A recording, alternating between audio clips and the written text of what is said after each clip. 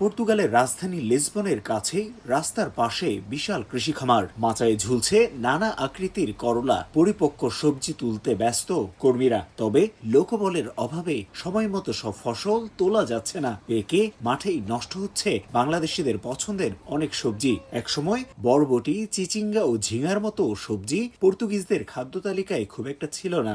এখন বাংলাদেশিদের উৎপাদিত এসব সবজি জায়গা করে নিচ্ছে স্থানীয়দের খাবারেও।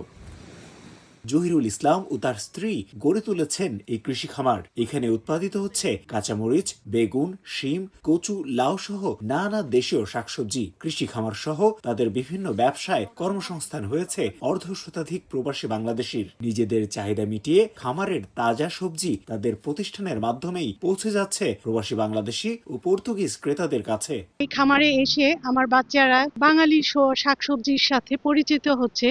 পরবর্তীতে আমরা এই শাকসবজি আমাদের প্রতিষ্ঠানের মাধ্যমে আমাদের প্রবাসী ভাই বোনের কাছে আমরা এটা দিতে পারতেছি। বাংলাদেশের সবচেয়ে powerful banking app city touch download করুন।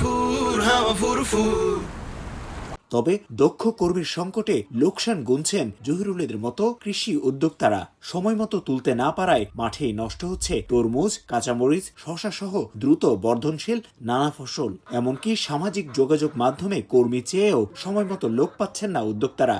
দক্ষ শ্রমিক পাচ্ছি না, যেটা কৃষি একটা কাজের জন্য সহায়ক।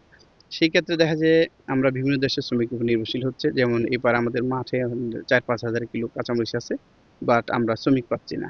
আমাদের মানুষের যারা আসতেছে ওনারা তুলতেছে সবজি, বাট একটু সময় নিচ্ছে। আমরা এখন প্রতি কিলো 1 কিলো করে পে করে কাঁচামরিচ তুলতে হচ্ছে মার্কেট থেকে।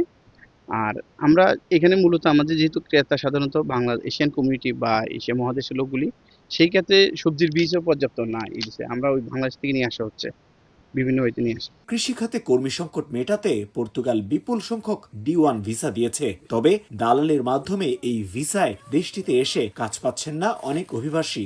একদিকে খামারে কর্মী সংকট, অন্যদিকে বেকার প্রবাসী। কৃষিকাজে অনাগ্রহে এই সংকটের সমাধানও হচ্ছে না। একদিকে অনেক অর্থ খরচ করে পর্তুগালে এসে কাজ না পেয়ে অলস বা বেকার সময় কাটাচ্ছেন অনেক প্রবাসী বাংলাদেশি। অন্যদিকে দক্ষ জনশক্তির অভাবে ফসলের মাঠে ফসল পড়ছে অনেক কৃষি উদ্যোক্তার। তাই তারা বলছেন, যারা এখনো বেকার বা হতাশায় ডুবে আছেন তারা এই কৃষি খাতগুলোতে নিজেদেরকে নিয়োজিত করে তাদের ভাগ্য পরিবর্তন করতে পারেন। তারিকুল হাসান আশিক, সময় সংবাদ, পোর্তো আলতো, পর্তুগাল।